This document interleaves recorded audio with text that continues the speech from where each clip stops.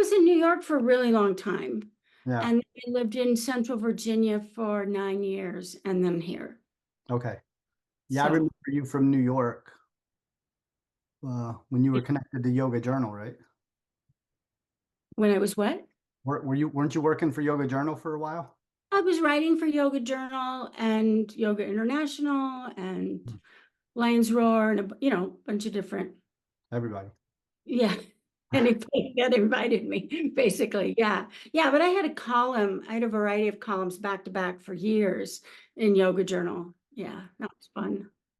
So I didn't know that you were a student of Gelek Rinpoche's, actually, when I knew about you in Yoga Journal. I didn't really know your full background. Yeah. I think I met Rinpoche about it, somewhere between 88 and 90. Mhm. You know, so and then he was my guru forever after that. So yeah.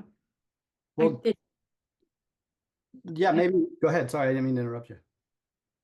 I think he impacted everything in my whole life. I mean, it was like the most important thing that ever happened to me, really.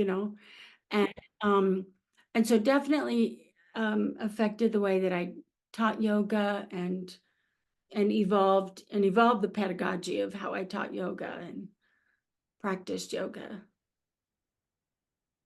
Okay, so maybe we can start at the beginning so we can put that into context. So can you sort of tell us about your journey a little bit, like how you got into yoga? Sure.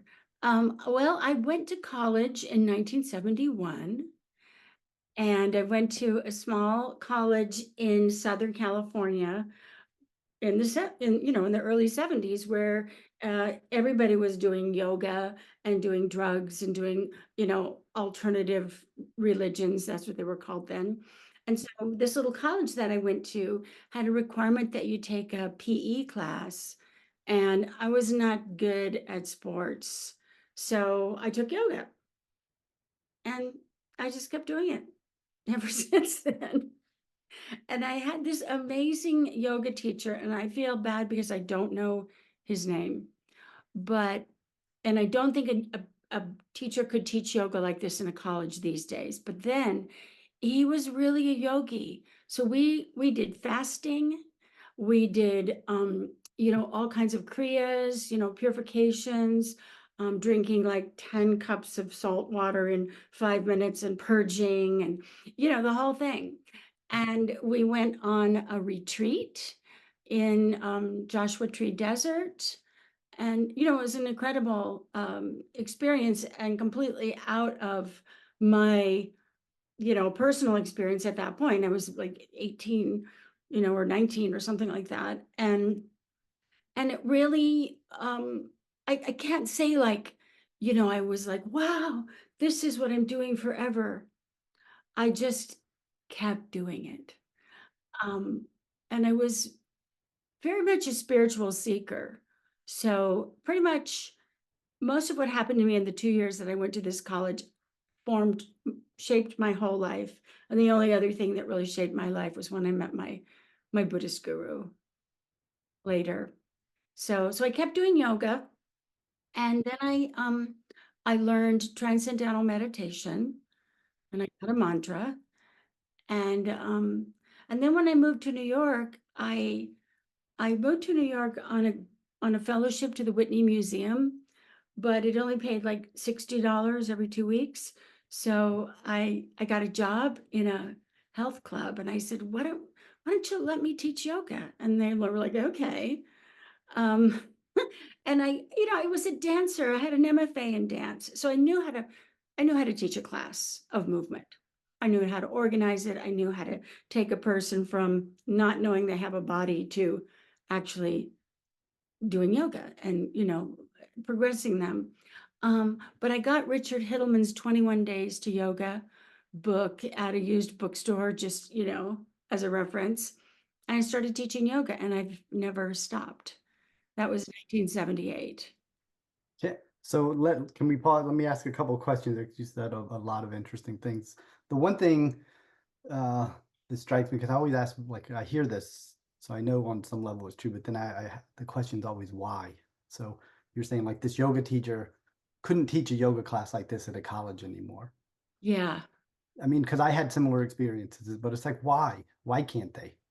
Well, I think that it's just a different world.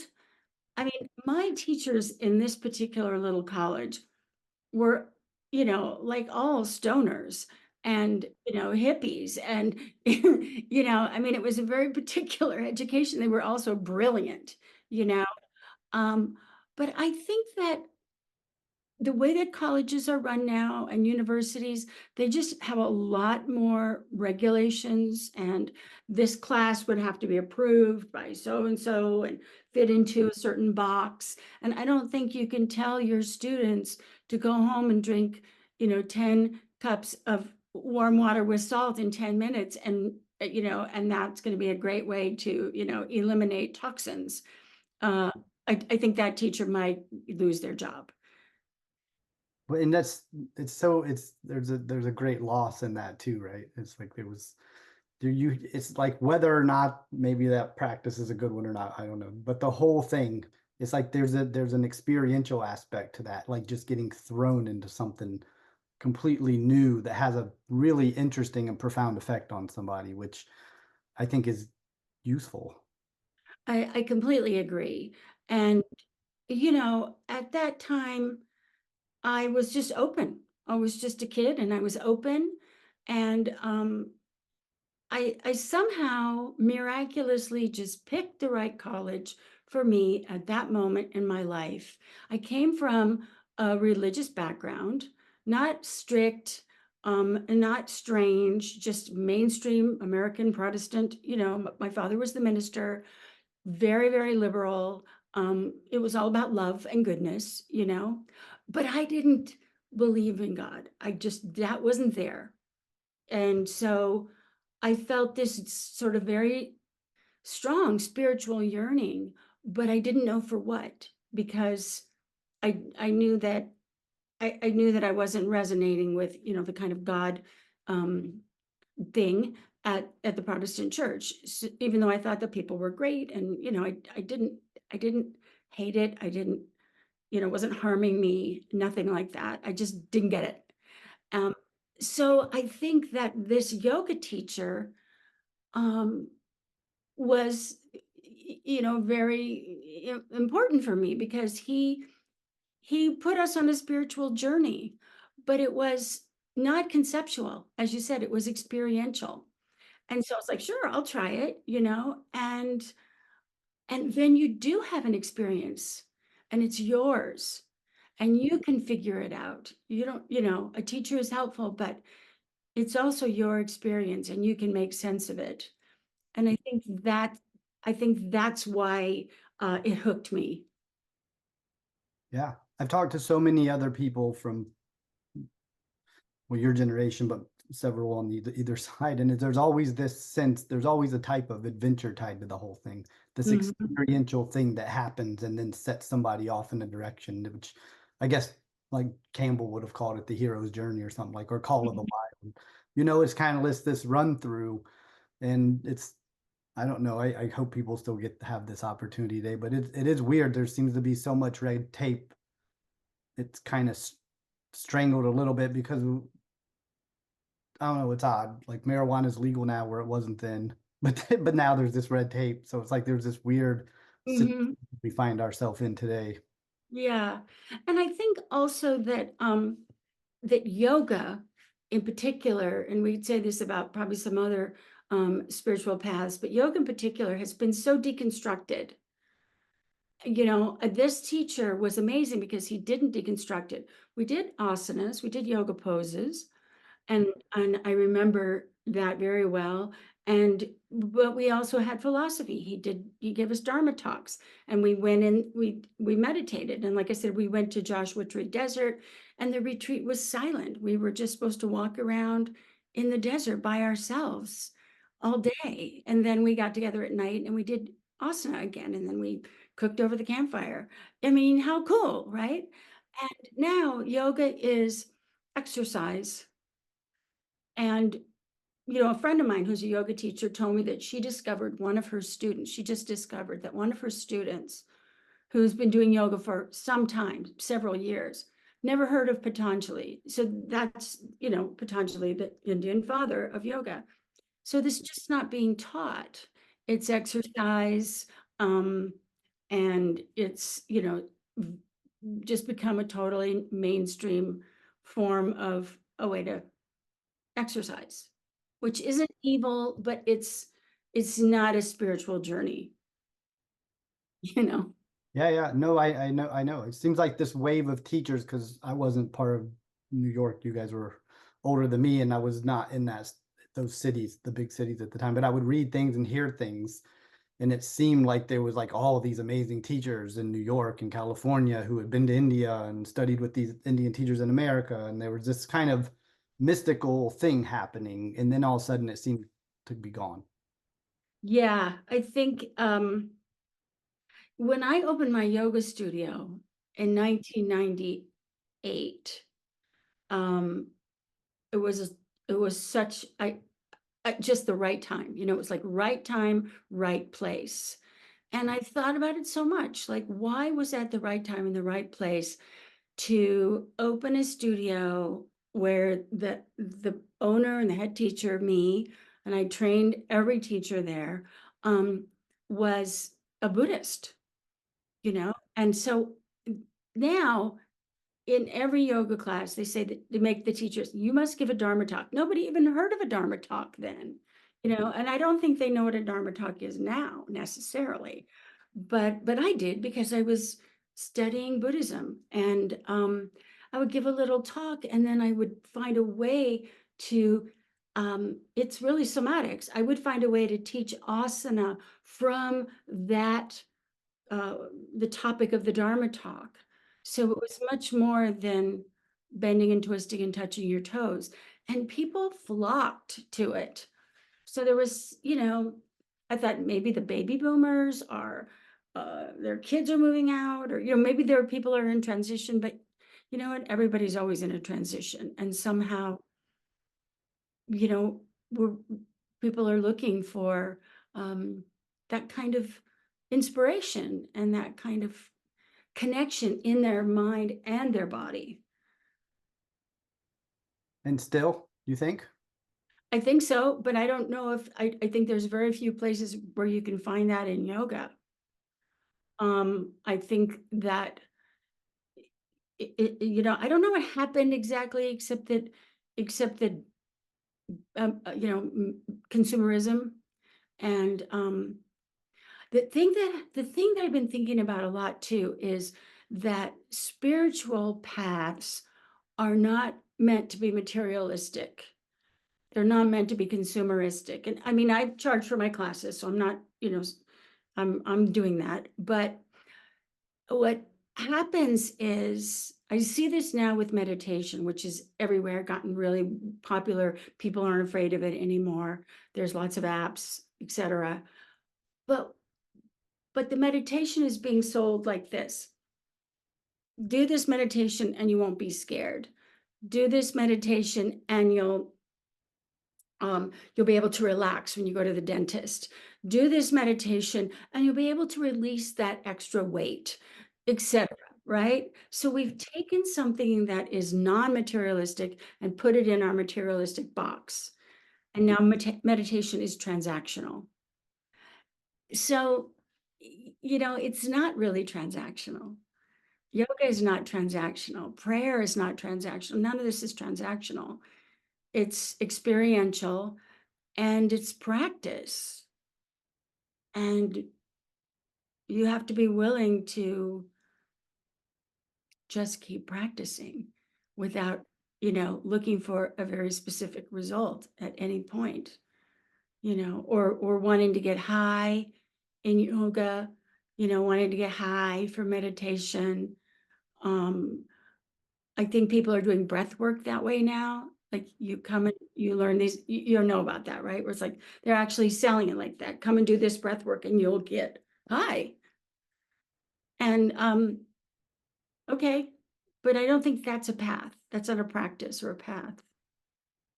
but that's what we've done. We've taken this stuff and put it into a materialistic, consumerist, mind frame. Yeah. You know, and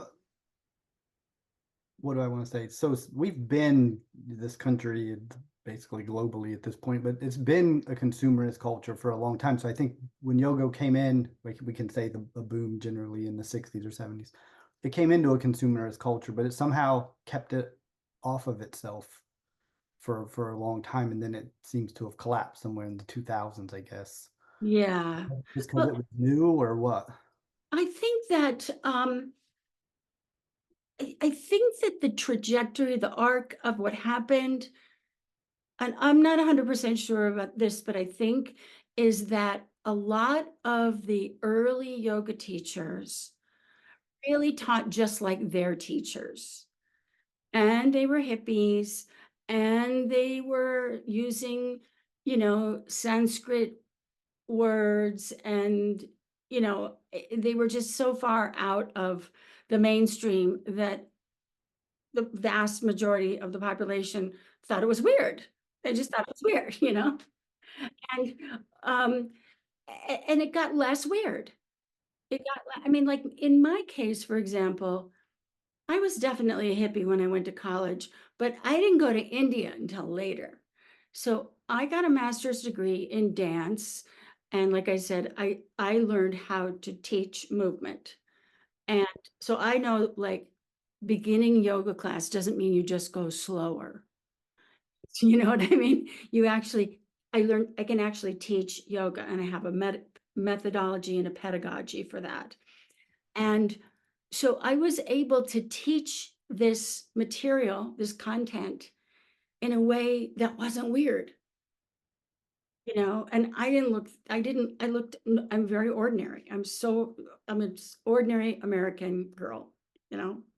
So people were not afraid of me and they were not afraid of my classes. And I think that this happened um, more and more, I mean, the people that came to my studio would come from Midtown after their corporate jobs, and I mean, come from Wall Street and, uh, you know, actors, all kinds of people came because it was spiritually uplifting. It gave them something to think about and to chew on, and also was, felt great in their body. But that was sort of the middle place. And then these chains came in, Yoga Works and other chains, and they just got rid of everything that might be even slightly weird, and turned it into basically yoga gyms, and that wasn't so interesting. People are like, well, I can actually just stay in my gym and get a yoga class. I don't need a yoga studio. And it's too expensive, and they all went out of business. So maybe we have to start over again. It could be a good place to be.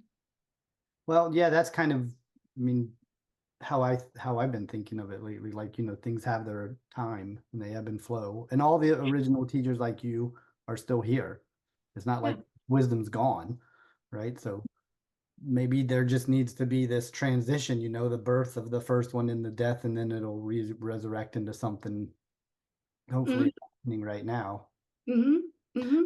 So when you got to New York, you were teaching. How long were you teaching dance, or you were a dancer? You were teaching yoga for this club, you said, and then how long before you met? Yeah, just tell me about that. I don't want to step on you. Okay. Well, so I was teaching yoga at this little health club and dancing, going to auditions, taking dance classes.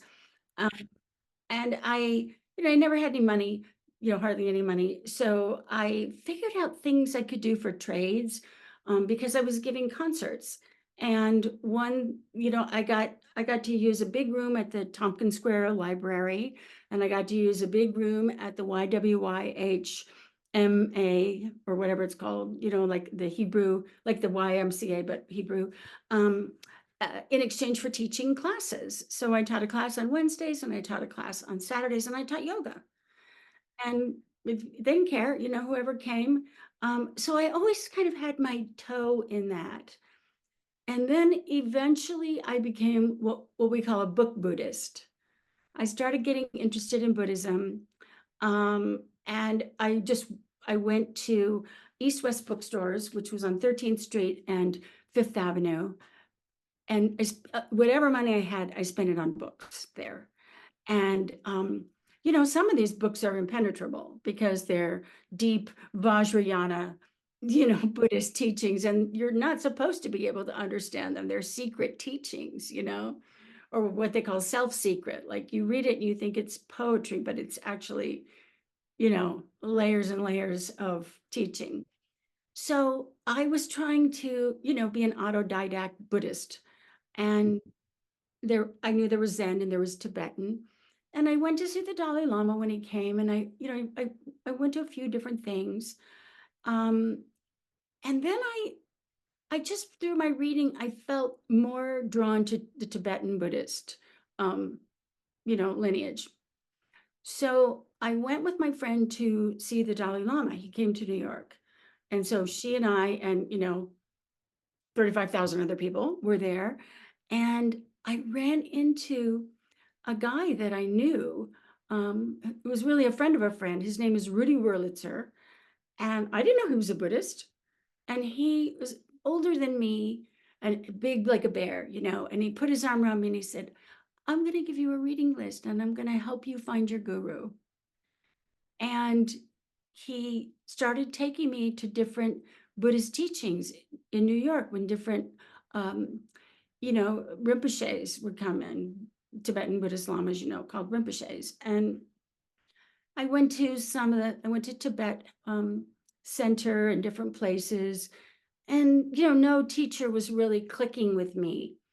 But Rudy kept saying, I think Gelek Rinpoche is your teacher. I'll let you know when Gelek Rinpoche comes to town. In the meantime, he would take me to some other teaching.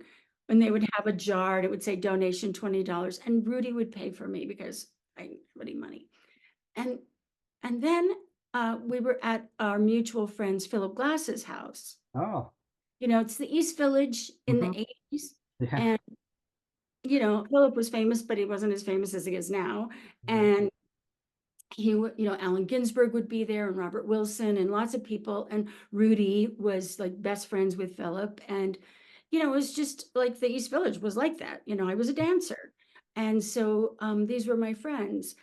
And sometimes we would go on vacation together. We started doing this every year. Philip has a camp in Nova Scotia. So this particular day that I was there, he said, okay, so get your ticket, sometime this week, so we fly up on Air Canada, get your ticket. And he handed me this piece of paper. He said, this is my ticket. So you can see what flight to get on. So I went home, he wrote it down, a piece of paper. When I went home, I turned the paper over and it said, Gelek Rinpoche will be coming to New York in, whatever, in the near future. And I was like, oh my gosh. So I called Philip and I said, can I go to this? And he said, I think you're supposed to go to this. So I went and Rinpoche was there and I met him. And I went to a few, he was giving teachings every week in Philip Glass's living room. Wow. And, and I only lived like 2 blocks away or something.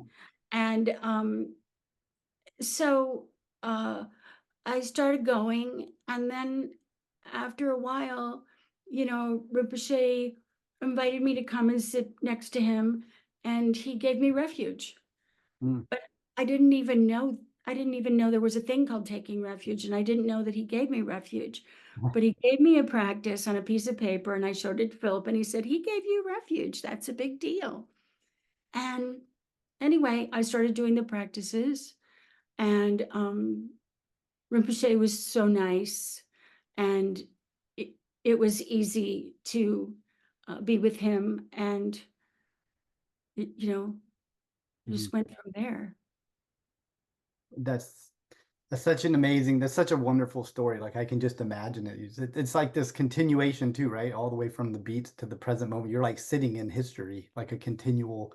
You have Allen Ginsberg there, and Allen, it's like unbelievable. Allen Ginsberg taught me how to do the mudra for the Mount Kailash mandala. Yeah. Like, and I remember it's very complicated. and I couldn't get the fingers just right. And he reached over and moved my fingers. And in that moment, I was a little starstruck. I was like, Alan Ginsberg is moving my fingers, you know. But then, everybody's just a person, and Right, right. and Rinpoche made it all even, you know. He was remarkable because he wasn't wearing robes. He had taken off his robes, Yeah, I was gonna ask. but he was not a celibate, monk anymore, but he's still a Rinpoche, always would be a Rinpoche, reincarnate Lama. And when he came to America, he decided to, when he knew he was going to live here, he decided he would dress like an American, and he wanted to learn American English, our way of speaking. Mhm. And he lived in Ann Arbor, Michigan, and the people there are just good.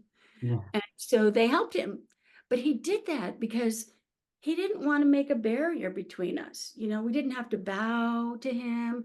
He came to us. He learned our language and our customs so that he could give us teachings, and it could come into our life and be lived practices. Yeah. That's amazing. And the Tibetans were very generous with that. It was really quite amazing how many Rinpoches did similar things. Yeah, yeah. Yeah, I mean, they're very clear about what their mission in life is. They are bodhisattvas.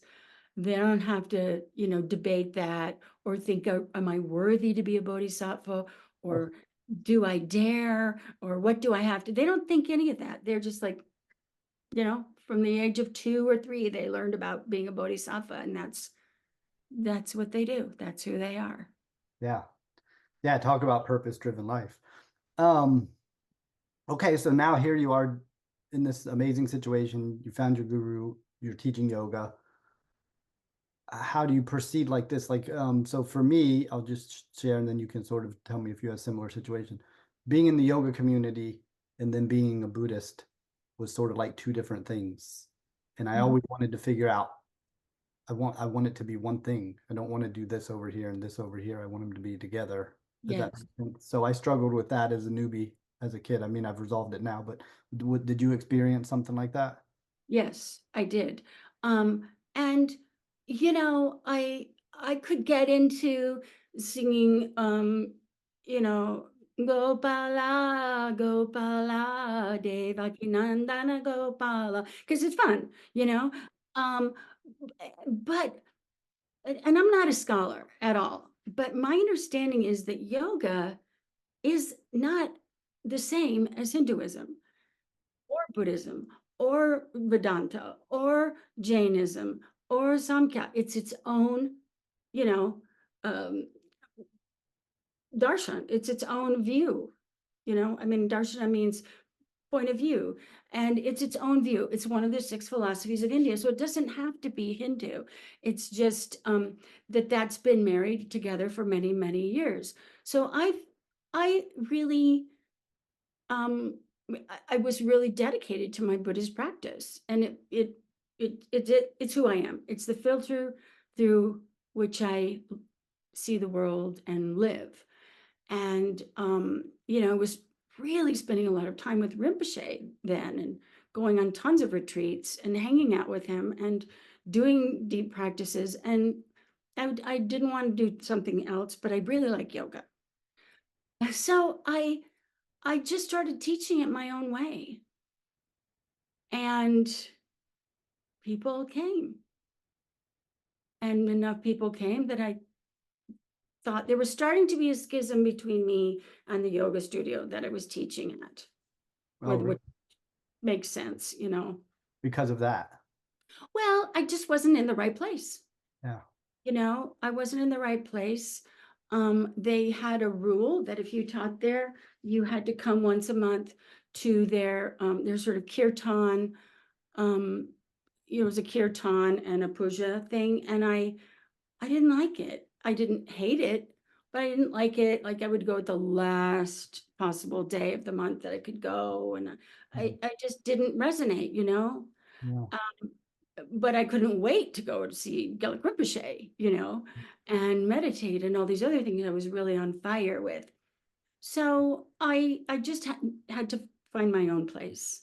Mhm. And at this point, there weren't very many yoga studios in New York. There was maybe 10, you know, Oh, really?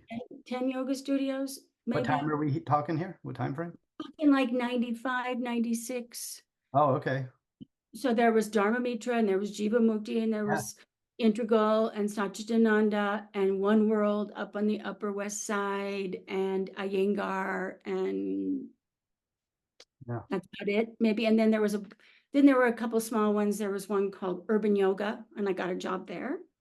And couple people were starting to teach yoga at Crunch Gym and a couple of the other gyms, but it wasn't like, that much.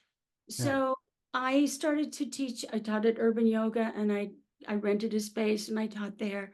And I rented the space at the Buddhist Shambhala Center, Mm, 22nd Street, and people came.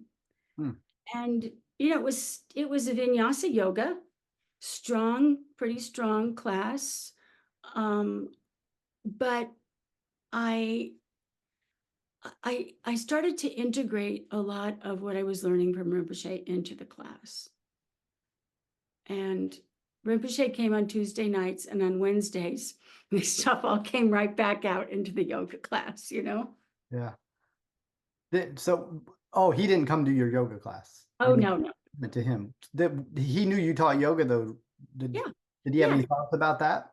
He was super supportive. Yeah. And so, at different points, I would ask him, like, can I teach this? Like one time he gave a really long, extensive teaching on Om, you Mm, know, and I mean, it took him like 3 months to teach this. And I said, and I was then had a yoga studio that I named Om Yoga. mhm, And I said, can I teach this? And he said, you can teach this, but you can't teach that mm. because some of it's Vajrayana and you can't Oh, teach that. And yeah. I'm not a Vajrayana master and I'm not qualified to teach that. Yeah. But I was, authorized by him to teach. But what I taught was things like impermanence Mhm. and interdependence, Yeah, sure. and, ideas like that, which I could talk about in a big way or a small way. And that didn't seem like weird and exotic to people. It wasn't speaking in a foreign language. And it resonated with people. And they were teachings and concepts that they were embodying, and Mhm. then they come up in their life. And so I guess it was kind of nourishing and inspiring for people. Mhm. And they didn't want to be a Buddhist and they didn't want to be Hindu. They just liked yoga and sort of opening their mind to things. Yeah. So then this was when you opened Om, you started to do this, or this was before still? This was a little bit before that, the mid to late 90s, and then I opened Om in 1998. Okay. And so you went in with this idea, I'm going to teach Buddhist flavored pastoral yoga. Yes. Yeah. And well, not just postural, but Sure. Sorry. pranayama, all of it. Yeah. I just meant the physical side. Yeah. Yeah. And it was interesting because I think at this time Rick Fields was the editor of Yoga Journal. And I really wanted to connect with Yoga Journal, and maybe write for them or somehow have them know about us. And at that time, it seemed really tough because Yoga Journal, they're in Boulder now, but they used to be in San Francisco forever and ever. And I remember telling John Abbott, he was the publisher. Eventually, I got to be friends with everyone there. But I said, you always put people on the cover from California. How about it's just like a vibrant yoga community going on in New York? And he said, oh, that's funny because in California, the people from LA say we always put people on the cover from San Francisco. But it was basically whoever was there, they could take their picture. But I wrote a letter to Rick Fields. Yeah. He wrote very famous. He was really well known at that time. I had met him at a retreat with Gelek Rinpoche, and I knew he was a Buddhist. And he wrote a book called How the Swans Came to the Lake. Did you ever read that book? No. Oh my God, you got to read this book. It's really about how Buddhism and Eastern religion came, one view of it, one accurate. I mean, it's historical, but it's not the whole story. But you know, how those teachings came over here, went into, you know, Ralph Waldo Emerson, and you know, it was a whole thing. It's a really great book. So I wrote him a letter and I said, I have a Buddhist yoga studio in New York and blah, blah, blah. And one day I get a phone call, and you know, it's not like I had a secretary that said Rick Fields from Yoga Journal is on the line. I just picked up the phone. I had a yoga studio at this time with a Mac 100, a printer, and a dial-up phone. I didn't even have a desk, you know. And he called me and said, "Hi, this is Rick Fields from Yoga Journal. What do you mean Buddhist yoga studio?" And I was like, yeah, and I, you know, I think I sort of flubbed that. I didn't really, you know, nail that. So that was sort of the end of that moment, but it was, you know, people didn't get it. And as the studio grew, I invited Sharon Salzberg. I was the first person to invite Sharon Salzberg to a yoga studio, Mark Epstein, um, the abbot from New York Zen Center, you know, lots of different Buddhists that I knew. And um, that was the culture that I was developing there. And sometimes people would call and say, could we have a band, a kirtan band, could we do a kirtan on Saturday night? And I would say, I love kirtan. I hope you know, I wish you all the best, but we're not doing Hindu practices here. And so some people thought I was horrible and mean, but that was my vision. I stuck to it. Um, and so it grew that way, and people that were interested. Also, the meditation practice, we started teaching, you know, shamatha, and people really like that practice because it's also doesn't necessarily seem religious, you know. Place your mind, recognize when it strays, replace your mind. I can do that. I get that, you know. So that was, you know, something that um, you know, resonated with lots of students. Yeah. It's, So sorry, go ahead. I was just saying that's how I grew it, you know. Wonderful. So because you brought up Yoga Journal, sort of a little sidetrack, but um it, when you look at the old covers when Yoga Journal first came in, there was pictures of like Dalai Lama on the cover. And then suddenly that changed to models. Yeah. And I don't know what it is now. I stopped reading it many, many years ago, but Yeah. Well, you know, I mean, I just think what happened with that magazine is that it got more popular and it grew as yoga grew. And they have different editors throughout the years, you know, and most of the editors don't stay there all that long. So they would come in with a vision, they would do a makeover, and then they would go. We used to say they would go to Cooking Light magazine. It seemed like there's like a few in a row went right from there to Cooking Light or now or something like that. But and I think that you know that really bothered me for a little while at that period of time. And I was in my 40s, early mid 40s, and they said you're too old to be on the cover of Yoga Journal, which is crazy because you know yoga is about longevity, and we revere Mr. Iyengar, and we revere Lilias Folan and Patricia Walden and Judith Lassiter and you know, Patabi Joyce and all of our elders, you know, and now I'm an elder. But that's what it was. They said, we want the cover to be aspirational. And I would push back and say, you know what? I don't aspire to be 20 again. I'm good where I am. How about that? And they just go, oh, we love you, honey. Whatever. I was like, it was just not what. And so I complained to my friend Melvin McLeod, who is the editor in chief of Lion's Roar. It was called Shambhala Sun back in the day. And he's a dear friend. So he very gently but plainly said to me, magazines are not in the business of promoting yoga teachers. Magazines are in the business of promoting magazines. Yeah. So to keep their magazine alive, they did what they thought would sell magazines. And so then I understood. Yeah. Well, there's so much to be said on that. The reason I said it though was really more because I was thinking like it seemed like when yoga came in its early days, it was very inclusive. It had, like I said, the Dalai Lama. There was all these different men, women, different traditions, Mhm. and it switched. And now what you're saying, it's just that's really awful because a lot of people that aren't in New York or San Francisco, now it's different with the internet, but back then it was like that was a source of info, it was yoga journal, it was a journal, and this is what it was, what yoga was. And so people reading that at these small studios in the Midwest and stuff who can't connect with the Gelek Rinpoches and stuff, it wasn't for those people, it wasn't about a magazine. It was about like you were doing in the bookstore.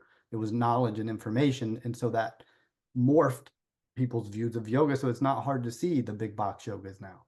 Yeah. I mean, I remember more than once I would go to a studio.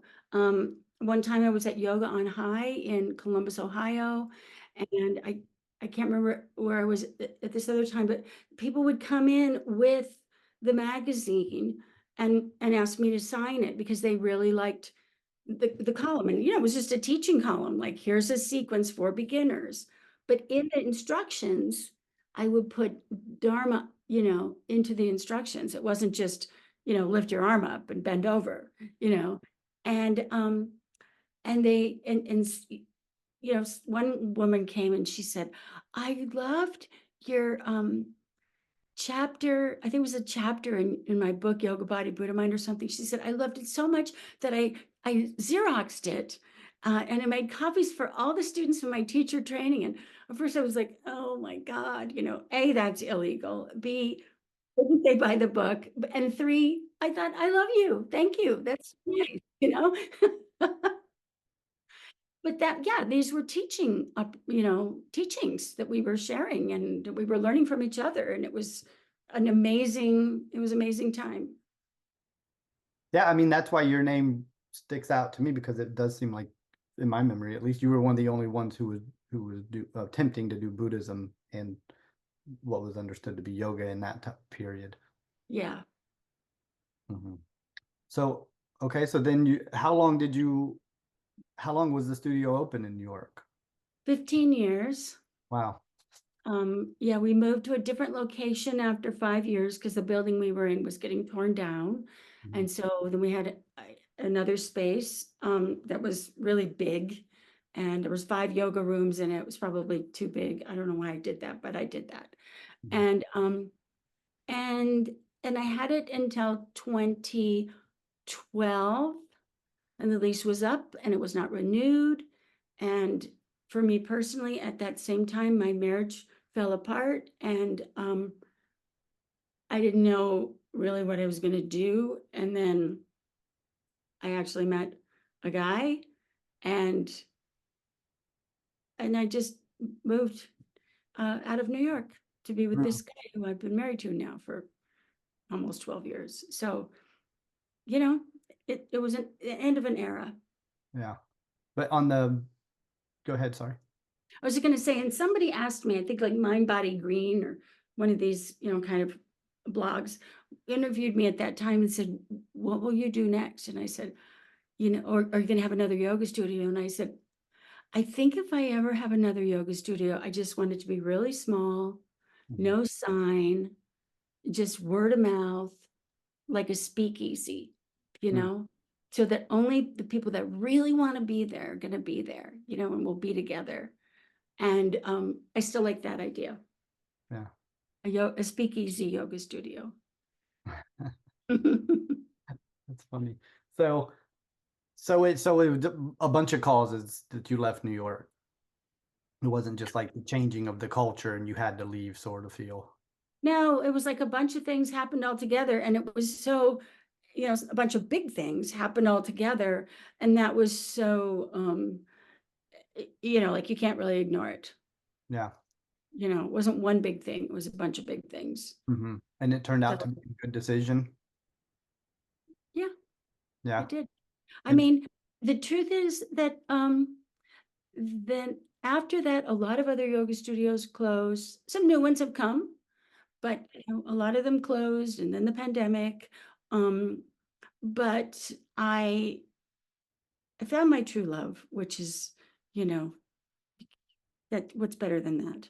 So there's that. Um, and I moved to Virginia so I could go back to New York, and I went to New York a lot.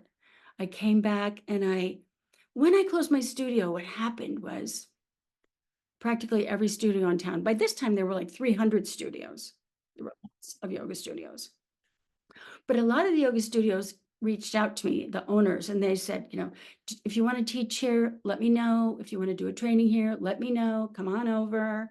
One guy said, you can teach here, you can teach whatever you want, as much as you want, and you can keep all the money. I mean, like I had a lot of incredible offers. But the integral yoga people, they said, we're thinking about you and wanted to know if you would like to just go out for tea. And that's who I want to talk with. So I went out to tea with Swami um, Ashokananda and Kali Morse, who is his head of teacher training, and they're still there.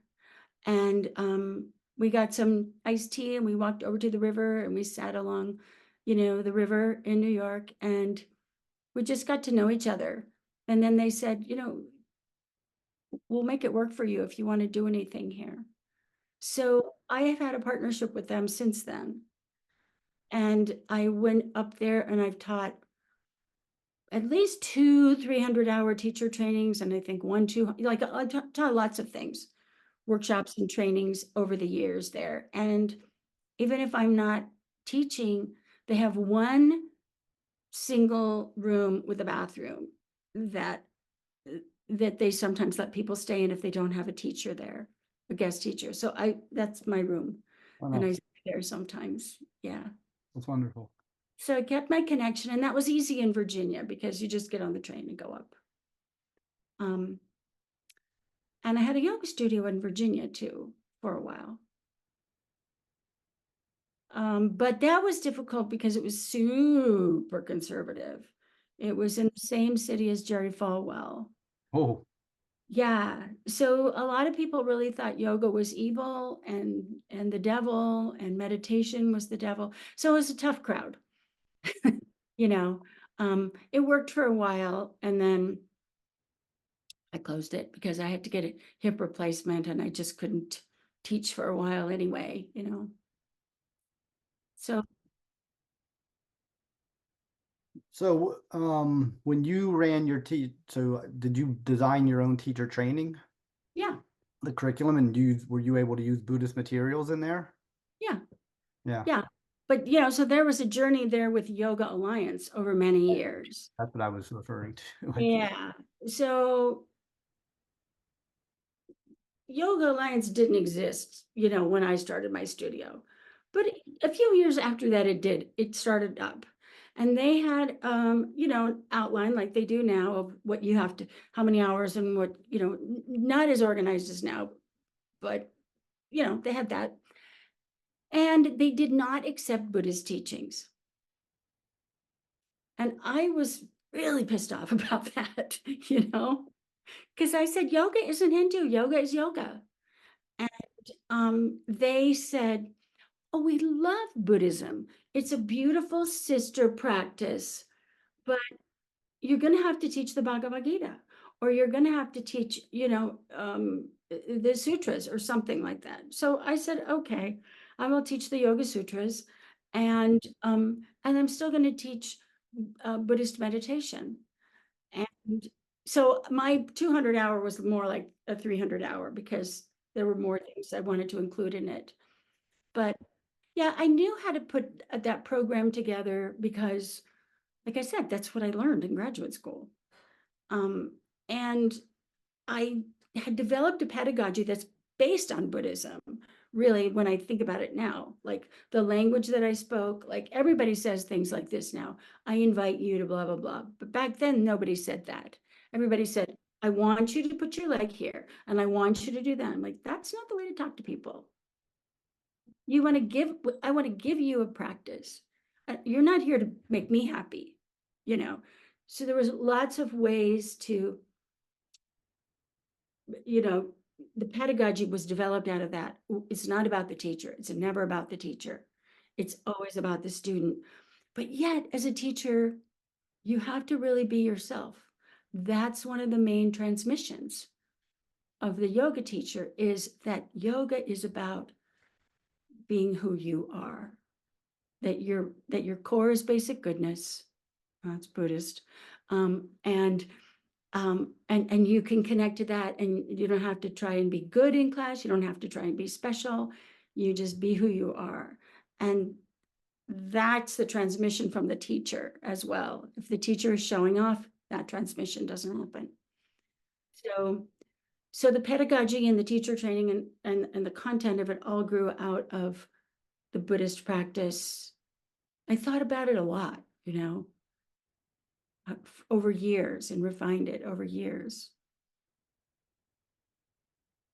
It's like, don't say, be mindful, create the causes and conditions for someone to experience mindfulness, right? Can we create the causes and conditions for someone to experience the union of yoga? Or can we create the causes and conditions for someone to experience,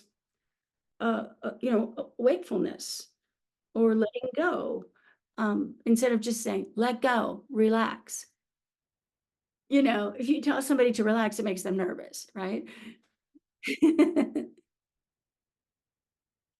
So yeah, and so I think that's exactly right, because if yoga's fitness, which I see now, like you walk into a Pilates class or a yoga class today, Mhm. sort of, um, the sense of embodiment's not there. You're just Yeah, exercising. Like you have to it, set that embodiment up. you That's a, have to set that embodiment up, and I learned this term, dots of awareness, and instead of telling people what to feel, you can ask them what they're feeling. that's right. And can you feel a relationship between my favorite quote from Mr. Iyengar is, he said this when he was like in his 80s, maybe. He said, I've spent my entire life exploring what happens to my sternum when I press my big toe down. I'm like, that's yoga. That's all of yoga right there. What are the results of my actions? Yes. And how do I feel that in my body? Mhm. And so I would say that to them in any pose, like press your big toe down and what happened? I don't tell them what should happen. No. I don't tell them what to feel. But I try to help them bring their mind back into their body, you know, in 100 different ways. You can do that as a yoga teacher. Uh, and the class can still have dynamic. It can be fast, it can be slow, it can be beginners, it can be, a whole bunch of handstands. I mean, that's how you get people to stay in a handstand, instead of grasping and freaking out. It's like, what does it feel like to ride the movement, you know? And give them different explorations. So that's how I'd like to teach. Do you think that, since you brought up Iyengar, this is a very sort of slow, methodical practice? Yes. And even the other, even if Patabi Joy, there were some vinyasas, but there was still a lot of holding. Where I think the embodiment does take a sort of stillness, because it's Mhm. not necessarily immediate. To get to that level of like moving quickly and being able to be embodied, I mean that's mastery, right? Totally. And Yeah. you, I mean, it's like how my dad taught me to drive. We got in the car and we went on a little side street. And when I could do that, then we went on a little bigger side street. I think we started in the parking lot of the mall because back then the malls closed at 5 o'clock, or closed on Sundays or something, and then eventually now got all grown up and I could drive on the freeway, you know. So you start like that. But I also don't think, contrary to popular belief, I don't think that vinyasa yoga is about fast, hot, or loud. I think it can be dynamic without, and just being fast isn't even dynamic. It's just one thing, it's one dimension. Um, it can have dynamic, and some things are slower and some things are big and some things are small and delicate. And that's the, attention to sequencing. And there's your interdependence and impermanence right there in vinyasa. Vinyasa says place in a special way, which means there's a reason why this thing came before that thing came before that thing. It's a logic, and one thing turns into the next. A seed turns into a flower. And so it's all interdependent. And so that doesn't have to be done fast. And it doesn't have to be done massively slow either. It can be done all different ways. Yeah, so I practice like Feldenkrais, Mhm. Tai Chi and Qigong. And so and then if I put yoga in kind of contrast and compared in those different disciplines, uh, the strenuousness that yoga seems to be, because I think people push towards that exercise sites, it's a little more challenging sometimes to stay embodied. Uh, Yes, I you agree. you agree? Okay. Yeah, and I think that that's a little bit where the idea of practice, the notion of practice hasn't been explored enough. If you just got up every morning and said, I love you, just to the person you live with or to this guy, it would do something to you. And if you got up every morning and you said, this world sucks, and you did that every day, it would do something to you. So you don't have to, you know, like Alec Baldwin, I saw him once on this show, and he said when he was a beginning actor, he had a scene where he had to come in and say, this person has died and this, emergency is happening. And he came in and he just said, oh my God, the person has died. He didn't know how to unfold that message. Well, it's the same thing with practice. You don't have to start at 100, miles an hour. And it's not just about fast, it's about like, you don't have to use all your effort. You can step into it. And you step into it day by day, breath by breath, and you have a practice and it changes you. And you don't know what that change is going to be. So you can't steer it in that direction anyway. You just go, and you open and it does something to you. And then you have a practice. That's so well put. Like that's obviously a masterful teacher, which I think is lacking in the yoga world. If it was put that way more, you wouldn't find so much competitions in these studios. Yeah. I think it's like that's wonderful you say that. So it's completely possible. It's on the table. It's just the approach, and to you can do it. You just need a good teacher and a good space with the support. Yeah. Yeah. It's difficult without a good teacher, I think. Yeah. It is. But we're teaching online too, and that also, there's skill sets around that too, but that can be successful as well, I think. Yeah, no, I was surprised. I took myself online during the pandemic, and I never would have wanted to do such a thing. And now I'm completely happy, and my students like it. So it's a good tool. I agree. I didn't really want to do it either, and I found out that I was good at creating community online. And there's things you have to do to make that happen, but it can happen, and it's one. And people create their own little space in their homes, which I think is also important instead of depending upon the gym or the studio or the Yeah, Dharma. yeah, That more integrated in a way. yeah.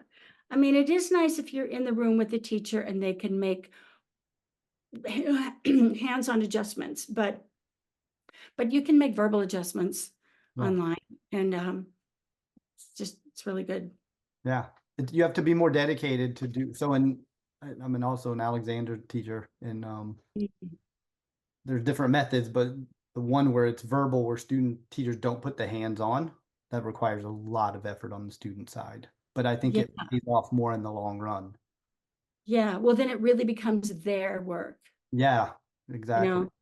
It's like meditation. I had somebody take my meditation, beginner meditation class, and she said, "Oh, I really like this because I've only ever done meditation on apps with someone's voice guiding me. And I didn't realize that I didn't have a meditation practice. And Mm, now you've taught me how to meditate and I can have a practice." wonderful. Yeah, that's what we do as teachers, right? That's what Gelek Rinpoche did. He gave me all of this. Yeah, it's wonderful. So what are you doing now? What's happening with you nowadays? Well, I have an online sangha Hmm. called Lifting the Gaze, and we're in our second year, and it's really wonderful. This year last year we studied the four foundations of mindfulness, and I started with teaching um, Four Noble Truths and teaching basic Bodhisattva Mahayana practices, concepts. And then in this year, we're doing the Bodhisattva's Way of Life with commentary by Pema Chodron. And we read a chapter every month and we meet 3 times a month. And it's great. It's just totally great. People are really into it. And we discuss and we meditate together. And it's a really, really great community. And we have a in-person retreat coming up in October. When we did one last year. So I'm doing that. I do some online mini retreats, like an hour a day for 5 days, or 45 minutes a day, or half an hour a day, or even 15 minutes a day, you know, for 5 days in a row. And I'm still teaching yoga. I'm teaching yoga this summer in at Kripalu. Oh, okay. Yep. Yeah. And you know, just different stuff, same old stuff. I'm Yeah. I'm writing a couple of books too. Oh, wonderful. Yeah. But is there that this is I'm so glad you agreed to come on. Is there anything that you didn't get to mention that you want to? I'm probably, but I can't think of it now. Yeah, yeah. I could just sit and talk to you about your days with Ginsburg and Gelek Rinpoche in New York forever. That seems like a book. I would like to read that It's book. gonna be a book. That Yeah, is gonna be, yeah. I think you should. I think there's an obligation for you to write a book like that. Oh, American stories like that are important, and they get lost too much. mm, thank you. I needed that motivation. I Yeah, no, appreciate. really.